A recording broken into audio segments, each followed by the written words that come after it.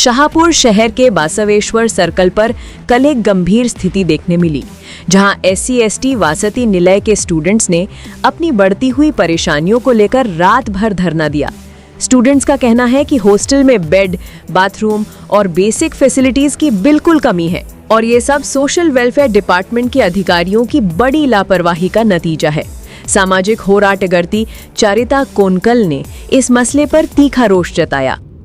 अंबेडकर वासती निलय की हालत इतनी खराब हो चुकी है कि दलित स्टूडेंट्स की पढ़ाई करने वाले हॉस्टल को देखकर खाने की जगह बच्चे को मिट्टी मिली हुई चीजें मिल रही हैं, जो किसी भी बच्चे की किस्मत में नहीं होना चाहिए।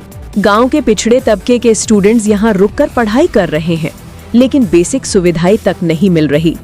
कई बार अधिकारियों को रिक्वेस्ट देने के बावजूद कोई एक्शन नहीं लिया गया, ऐसा स्टूडेंट्स का आरोप है। रात भर धरना जारी रहा, लेकिन एक भी अधिकारी साइट पर पहुंचना जरूरी नहीं समझा। स्टूडेंट्स का कहना है कि ये सब अधिकारियों की बेजवाबदारी का सीधा सबूत है। स्टूडेंट्स ने ये भी इल्जाम लगाया कि पुलिस दबाव बनाने की कोशिश कर रही है। उन्होंने साफ कहा कि डिस्ट्रिक्ट कमिश्नर, तहसीलदार और सोशल वेलफेयर डिपार्टमेंट के अधिकारी तुरंत साइट पर आए और जब तक वो नहीं आते धरना जारी रहेगा। धरने के दौरान वासती निलय के स्टूडेंट्स बड़ी संख्या में मौजूद रहे। हाय एल्रिಗೂ ನಮಸ್ಕಾರ।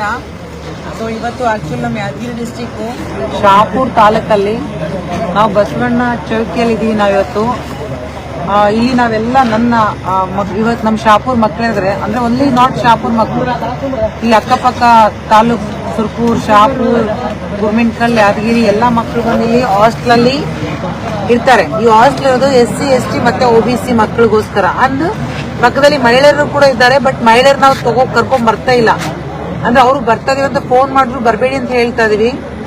ಸೊ ವಿಷಯ ಏನಂದ್ರೆ ಇಲ್ಲಿ ಇವತ್ತು ನಾವು ಯಾದಗಿರಿ ಡಿಸ್ಟ್ರಿಕ್ಟ್ ಅವ್ರಿಗೆ ಆಲ್ರೆಡಿ ತಹಸೀಲ್ದಾರ್ ಬಂದಿದ್ದಾರೆ, ಯಾದಗಿರಿ ಡಿಸ್ಟ್ರಿಕ್ಟ್ ಅವ್ರ ಗಮನಕ್ಕೆ ಹೋಗಿದೆ। ರಾತ್ರಿ 7:30ಯಿಂದ ಹಾಸ್ಟೆಲ್ ಅಲ್ಲಿ ನಮ್ಮ ಭಾಗ ಕಲ್ಯಾಣ ಕರ್ನಾಟಕದಲ್ಲಿ ಶಿಕ್ಷಣದಿಂದ ಹಿಂದೆ ಉಳಿದಿದೆ। ಆ ಒಂದು ಹಾಸ್ಟೆಲ್ಗಳು ಏನಿವತ್ತು ಸೋಷಿಯಲ್ ವೆಲ್ಫೇರ್ ಕಡೆಯಿಂದ ಏನು ಹಾಸ್ಟೆಲ್ಗಳಿದೆ, ಮಾತಾಡ್ತಲ್ವೇ ಹಾಸ್ಟೆಲ್ಗಳೇನಿದೆ, ಸೊ ಹಾಸ್ಟೆಲ್ಗಳಲ್ಲಿ ಎಲ್ಲಾ ಮೂಲಭೂತ ಸೌಕರ್ಯಗಳು ಸಿಗಬೇಕು ಮಕ್ಕಳಿಗೆ। ಸೊ ಶಿಕ್ಷಣದಿಂದ ಮುಂದೆ ಬರಬೇಕು ಅನ್ನೋ ಒಂದು ಭರವಸೆ ಗವರ್ಮೆಂಟ್ ಸರ್ಕಾರಗಳು ಇರುತ್ತೆ।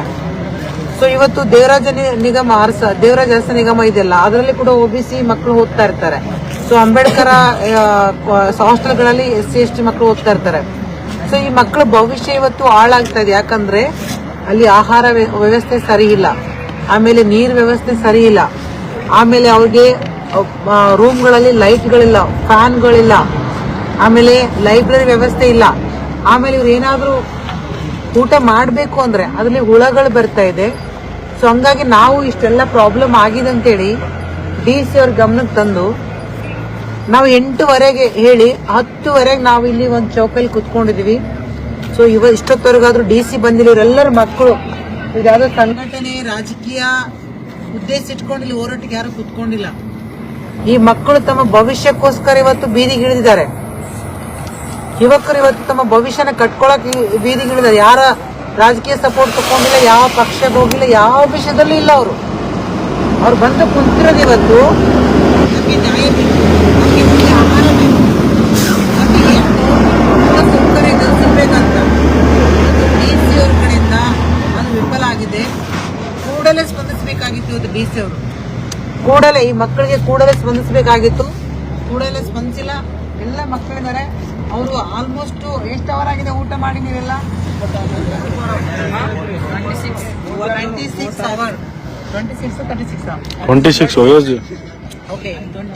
ಅವರ್ಸ್ ಆಗಿದೆ, ಅವರು ಊಟ ಮಾಡಿಲ್ಲ। ಈ ಮಕ್ಕಳಿಗೆ ಏನಾದ್ರೂ ಪ್ರಾಬ್ಲಮ್ ಆದ್ರೆ ಅದಕ್ಕೆ ನೇರ ಕಾರಣ DC ಅವರಾಗಿರ್ತಾರೆ। ಎಲ್ಲ ಮಕ್ಕಳಿಗೆ ತೋರಿಸಬಹುದು।